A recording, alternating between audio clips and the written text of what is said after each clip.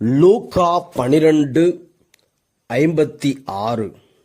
வெளிவேடக்காரரே, நிலத்தின் தோற்றத்தையும் வானின் தோற்றத்தையும் ஆய்ந்து பார்க்க அறிந்திருக்கும் போது இக்காலத்தை நீங்கள் ஆய்ந்து பாராமல் இருப்பது எப்படி? இறையேசுவில் அன்புமிக்க சகோதர சகோதரிகளே,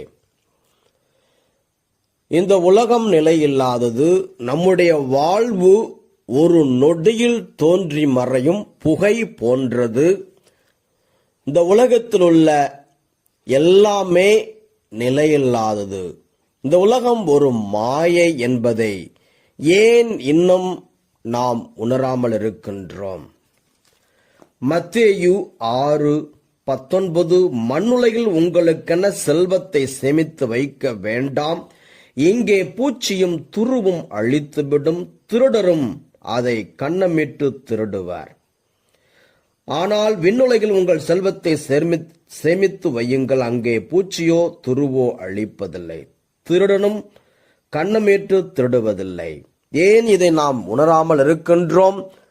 ஏதோ நாம் இந்த உலகத்திலே 1000 வருடங்கள் வாழப்போவதை போல மனிதன் செல்வம் செல்வம் பணம் பணம் என்று தேடி திரிந்து கொண்டிருக்கின்றான், அலைந்து கொண்டிருக்கின்றான்.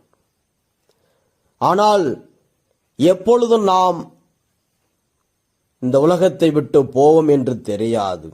எப்பொழுது ஆண்டவர் நம்மை அழைப்பார் என்பது தெரியாது. ஆகவே இந்த உலகத்தில் வாழும் வரை இறைவனையே நாம் பற்றி கொண்டு வாழ வேண்டும், கடவுளை பற்றி கொண்டு வாழ வேண்டும், பரிசுத்தமாக வாழ வேண்டும், இறைவார்த்தை பற்றி கொண்டு வாழ வேண்டும், ஜெபத்தில் இருக்க வேண்டும். அதுதான் ஞானத்திற்கான அறிகுறி, ஞானத்தோடு வாழ்கிறோம் என்பதற்கு அறிகுறி. நாம் வெறுமையாக இந்த உலகத்திற்கு வந்தோம், வெறுமையாகவே திரும்பிச் செல்வோம்.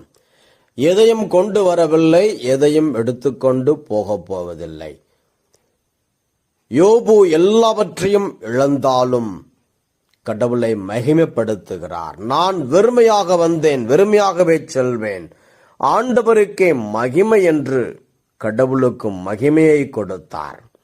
அவ்வாறு நாம் கடவுளை மகிமைப்படுத்துகிறோமா? கடவுளை புகழ்கின்றோமா? ஆராதிக்கின்றோமா? எல்லா சூழ்நிலையிலும் தானியேலின் நண்பர்கள் கடவுளை புகழ்ந்தார்கள். நெருப்பிலே தூக்கி எறியப்பட்ட பொழுதும் ஆண்டவரை துதித்து பாடினார்கள். நாம் அவ்வாறு கடவுளை புகழ்வோம்.